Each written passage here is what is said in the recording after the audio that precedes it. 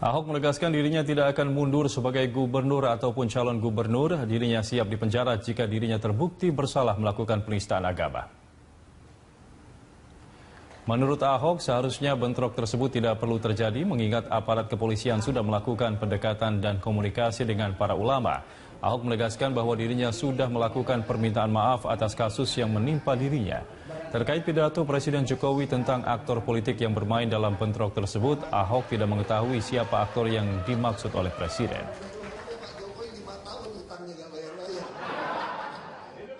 Sudah sangat disayangkan lah.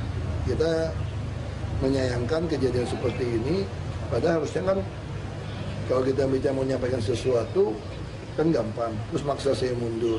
Saya katakan saya tidak mungkin mundur, saya lebih ikhlas, lebih rela. Kalau salah proses hukum, ya tangkap saya, penjarakan saya saja daripada saya harus mundur. Kapolri Jenderal Tito Karnavian menyatakan akan memeriksa Buniyani pada Senin pekan depan. Buniyani merupakan terduga penyebar video cagup petahana Basuki Cahayapurnama di Kepulauan Seribu yang berujung pada laporan dugaan penistaan agama. Pemeriksaan Buni akan menitik beratkan pada transkrip ucapan Ahok dalam video. Ada satu yang dilaporkan namanya saudara Buniyani, juga sudah media sosial kita akan panggil yang bersangkutan minggu ini, menyatakan bahwa telah salah mengutip karena di kata-kata pakainya dihilangkan. Itu sangat beda ya dari kita tanya kepada ahli bahasa, pengertiannya kalau dibohongin ayat dibohongin ayat Al-Maidah 51 dengan dibohongi pakai Al-Maidah 51. Itu kan beda, sangat beda sekali. Kalau yang pertama dibohongi Al-Maidah 51, itu pasti yang dikatakan bohong adalah ayatnya. Tapi kalau dibohongin pakai Al-Maidah berarti bukan ayatnya, tapi adalah orangnya. Jangan percaya kepada orang. Nah ini yang sedang kita minta keterangan kepada saksi-saksi. Kapolri Jenderal Tito Karnavian menyampaikan bahwa gelar perkara kasus dugaan penistaan agama yang melibatkan cagup petahana Basuki Cahayapurnama akan dilakukan secara terbuka. Gelar perkara terbuka turut mengundang Ahok sebagai terlapor dan Komisi 3 DPR. Namun kehadiran Ahok bersifat tidak memaksa. Tentu juga kita akan hadirkan juga saudara terlapor Basuki Cahayapurnama kalau yang bersangkutan ingin hadir.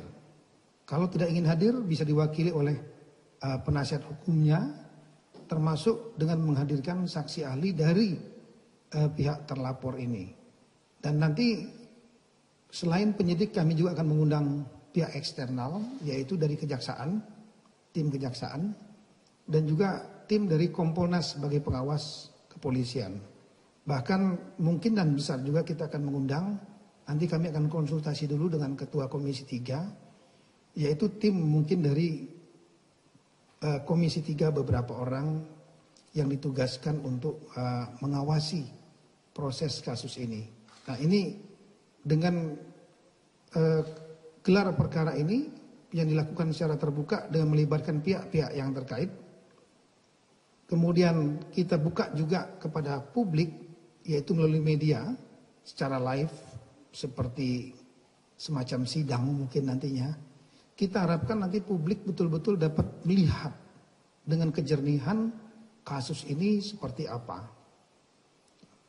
Kemudian dapat mengetahui secara terbuka apa saja yang sudah dikerjakan oleh penyidik dan apa saja isi dari keterangan para ahli-ahli maupun pelapor dan terlapor sendiri. Dengan demikian nanti baru kita akan melakukan penyimpulan kasus tersebut. Sekali lagi, kalau ditemukan diputuskan ada tindak pidana, maka akan kita tingkatkan menjadi penyidikan dan akan kita tentukan tersangkanya. Dalam kasus ini berarti terlapor dan diproses sesuai aturan criminal justice system kita, kejaksaan dan pengadilan. Namun kalau seandainya dalam gelar perkara secara terbuka tersebut penyidik menyimpulkan tidak terdapat tindak pidana, maka tentu kita akan konsisten kepada sistem hukum kita yaitu dihentikan penyelidikannya dengan kemungkinan karena masih dalam proses penyelidikan, maka dapat dibuka kembali jika terdapat bukti-bukti lain yang menguat.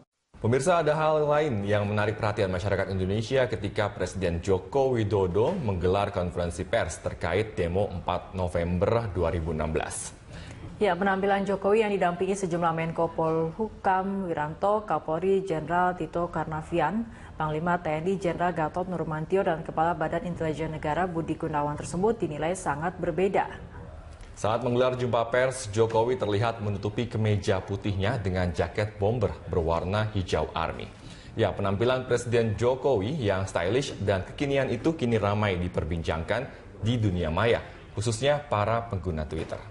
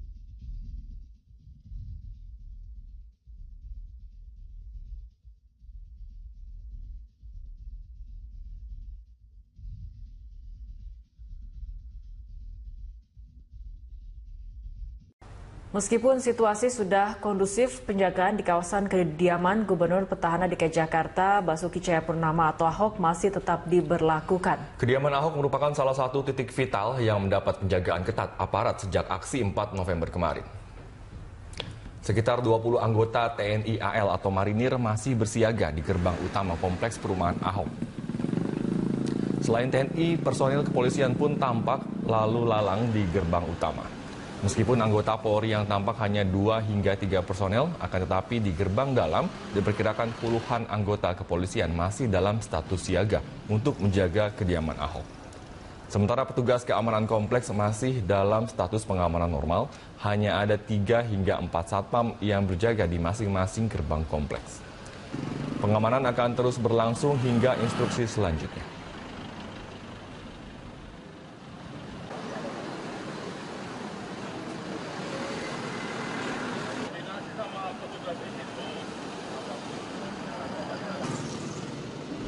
Dalam unjuk rasa kemarin tercatat 21 mobil dinas TNI Polri dirusak massa. Sementara itu ratusan orang luka-luka dari kedua belah pihak.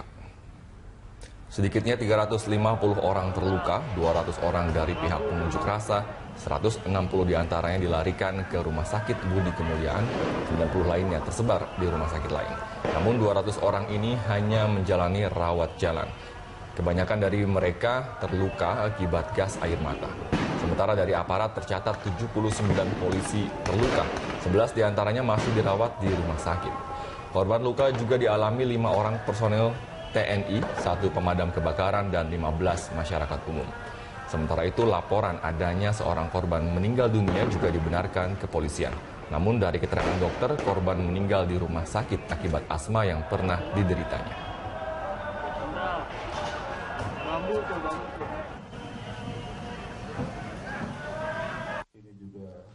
Tugas yang bagian wajahnya hampir hancur itu, wajahnya sebelah kanan ini yang diselamatkan oleh rekan-rekannya. Jadi ini sangat disayangkan sekali kegiatan-kegiatan ini berakhir dengan. Sedangkan ini adalah kendaraan angkutan pasukan yang juga dibakar oleh masyarakat. Jadi dari 21 kendaraan yang dirusak, 3 dibakar. Jadi 21 itu 3 dibakar. Termasuk dari kendaraan milik dari pejabat dari TNI juga. Kementerian Agama melakukan sosialisasi pesan damai dengan melakukan gerak jalan bersama Menteri Agama dan seluruh umat lintas agama dengan tema kerukunan dan kesatuan hati, fondasi dalam membangun kekuatan bangsa dan negara. Bagaimana suasana gerak jalan damai saat ini? Langsung saja kita bergabung bersama reporter Cikal Multazam dan juru kamera Jen Anwar serta pilot drone David Sibarani dari kawasan Jalan Tamrin, Jakarta Pusat. Cikal, siapa saja yang ikut dalam sosialisasi gerak jalan damai ini? Iya Fitri, dalam acara gerak jalan kali ini yaitu sosialisasi pesan damai yang juga diikuti oleh Menteri Agama Lukman Hakim. Di sini juga tadi diikuti oleh kurang lebih 5.000 warga di sini tergabung dalam aliansi lintas agama. Tadi kami melihat di sini masyarakat dari agama Islam, kemudian yang kaum Nasrani, kemudian yang beragama Hindu, Buddha juga di sini ikut menyuarakan dan juga menyampaikan pesan damai melalui acara gerak jalan. Selain itu kami tadi juga di sini melihat selain gerak jalan di sini juga diisi rangkaian acara seperti drum band, kemudian juga di sini diikuti oleh kegiatan gerak jalan yang mengelilingi jalan di sekitar kawasan MH Tamrin Jakarta Pusat. Dan kami di sini melihat Fitri sinyal positif di mana ternyata pada saat ini pesan damai yang coba diupayakan oleh Kementerian Agama di sini pada khususnya berjalan dengan baik.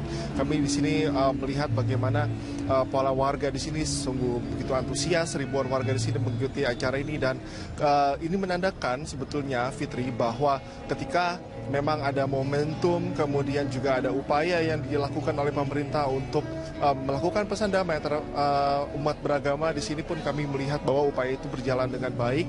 Kemudian acara juga saat ini baru saja berakhir dengan lancar dan kemudian saat ini tengah ada acara ramah tamah yang dihadiri oleh para peserta dan juga tadi warga umat beragama yang tadi mengikuti acara gerak jalan ini. Jadi keseluruhan seperti itu Fitri, diikuti oleh sekitar kurang lebih 5.000 warga umat beragama di sini, kemudian juga tadi didampingi oleh Menteri Agama Lukman Hakim dan juga berbagai aliansi dan juga pemimpin aliansi dari tokoh agama itu sendiri. Fitri.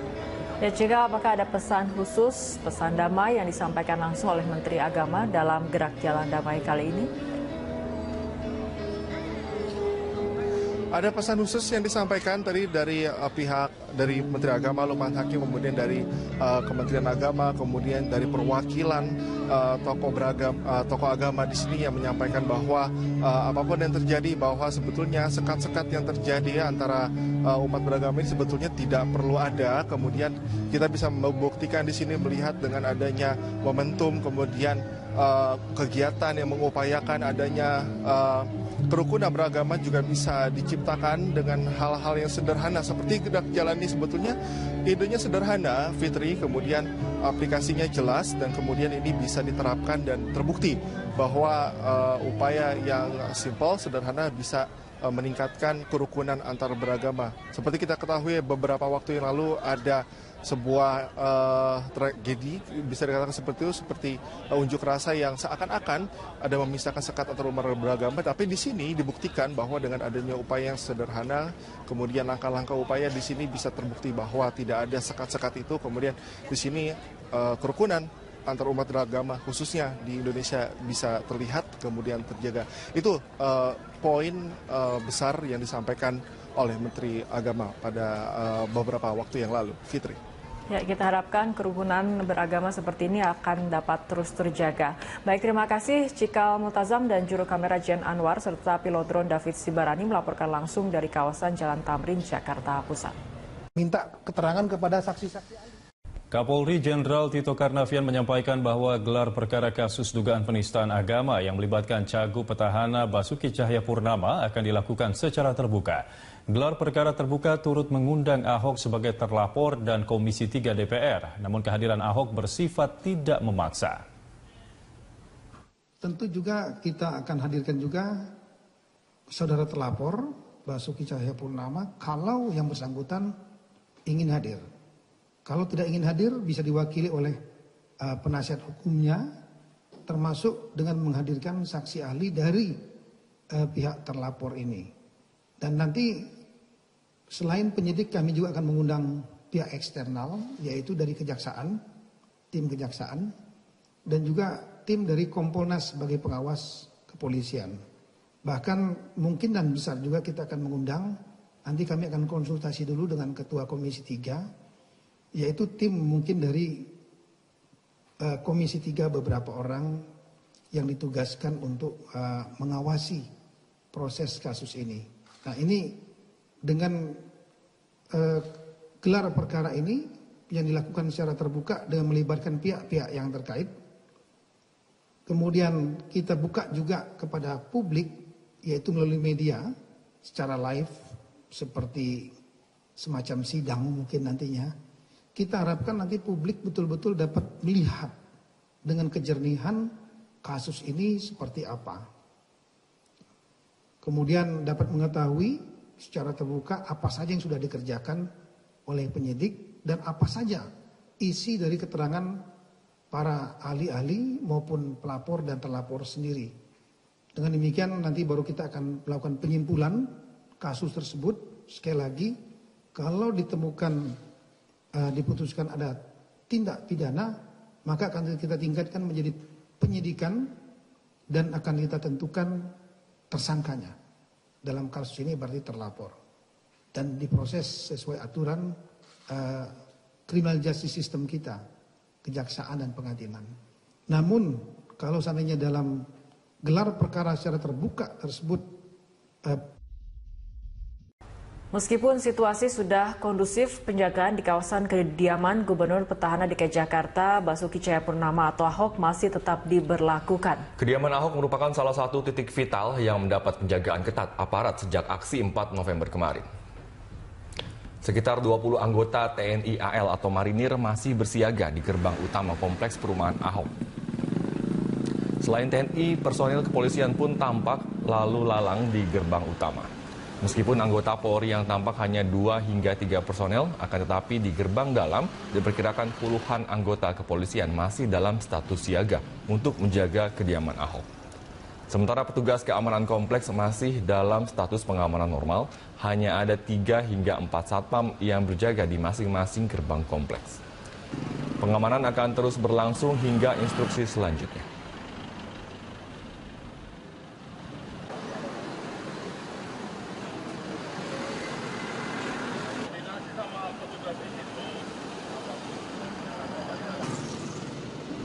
Dalam unjuk rasa kemarin tercatat 21 mobil dinas TNI Polri dirusak massa. Sementara itu ratusan orang luka-luka dari kedua belah pihak. Sedikitnya 350 orang terluka, 200 orang dari pihak pengunjuk rasa, 160 diantaranya dilarikan ke Rumah Sakit Budi Kemuliaan, 90 lainnya tersebar di rumah sakit lain. Namun 200 orang ini hanya menjalani rawat jalan. Kebanyakan dari mereka terluka akibat gas air mata. Sementara dari aparat tercatat 79 polisi terluka, 11 diantaranya masih dirawat di rumah sakit. Korban luka juga dialami 5 orang personel TNI, 1 pemadam kebakaran, dan 15 masyarakat umum. Sementara itu laporan adanya seorang korban meninggal dunia juga dibenarkan kepolisian. Namun dari keterangan dokter, korban meninggal di rumah sakit akibat asma yang pernah dideritanya.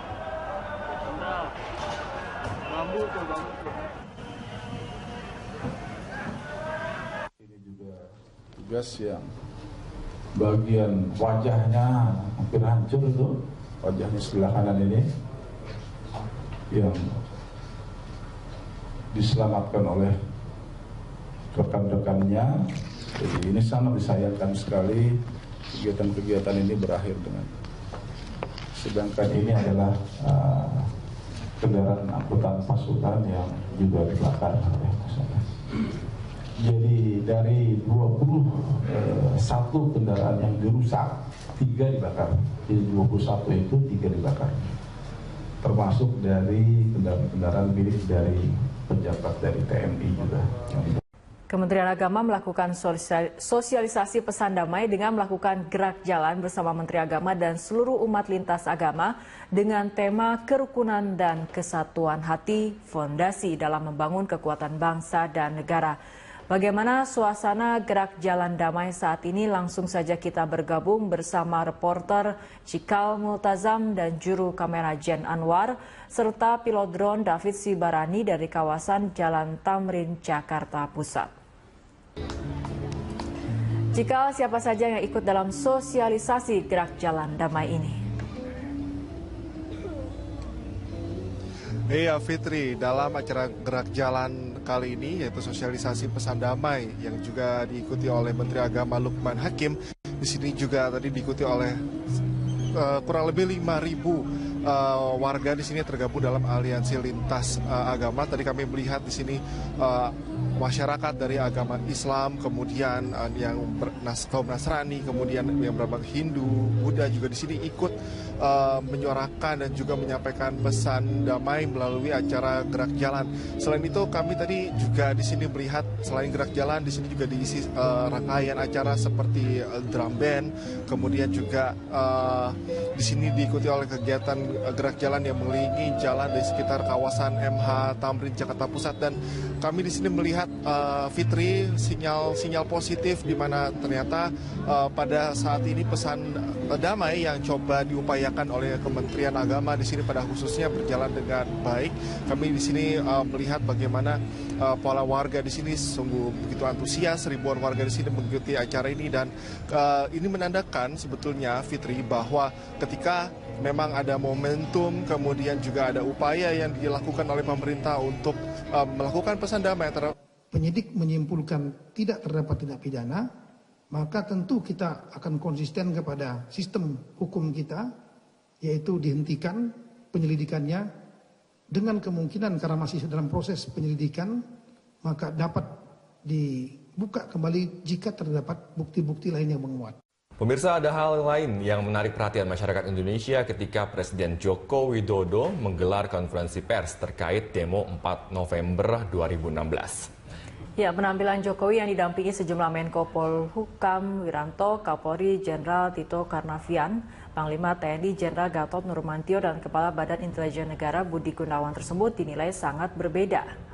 Saat menggelar jumpa pers, Jokowi terlihat menutupi kemeja putihnya dengan jaket bomber berwarna hijau army. Ya, penampilan Presiden Jokowi yang stylish dan kekinian itu kini ramai diperbincangkan di dunia maya, khususnya para pengguna Twitter.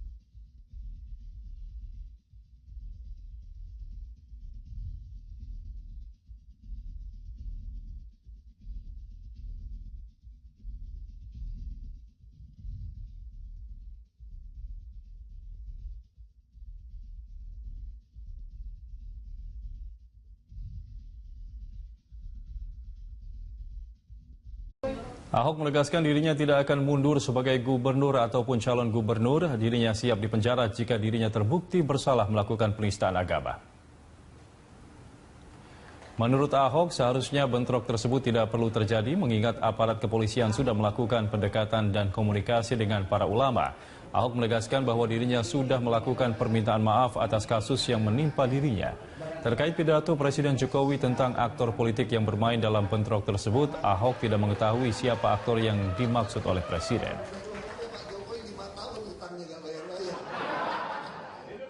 udah sangat disayangkan lah. Kita menyayangkan kejadian seperti ini, padahal harusnya kan kalau kita bicara mau menyampaikan sesuatu kan gampang, terus maksa saya mundur. Saya katakan saya tidak mungkin mundur, saya lebih ikhlas, lebih rela. Kalau salah proses hukum, ya tangkap saya, penjarakan saya saja daripada saya harus mundur. Kapolri Jenderal Tito Karnavian menyatakan akan memeriksa Buniyani pada Senin pekan depan. Buniyani merupakan terduga penyebar video cagup petahana Basuki Cahayapurnama di Kepulauan Seribu yang berujung pada laporan dugaan penistaan agama. Pemeriksaan Buni akan menitik beratkan pada transkrip ucapan Ahok dalam video. Ada satu yang dilaporkan namanya saudara Buniyani, juga sudah media sosial kita akan panggil yang bersangkutan minggu ini, menyatakan bahwa telah salah mengutip karena di kata-kata pakainya dihilangkan. Itu sangat beda ya dari kita tanya kepada ahli bahasa, pengertiannya kalau dibohongin ayat surat dibohongin ayat Al-Maidah 51 dengan dibohongi pakai Al-Maidah 51. Itu kan beda, sangat beda sekali. Kalau yang pertama dibohongi Al-Maidah 51, itu pasti yang dikatakan bohong adalah ayatnya. Tapi kalau dibohongin pakai Al-Maidah berarti bukan ayatnya, tapi adalah orangnya. Jangan percaya kepada orang. Nah ini yang sedang kita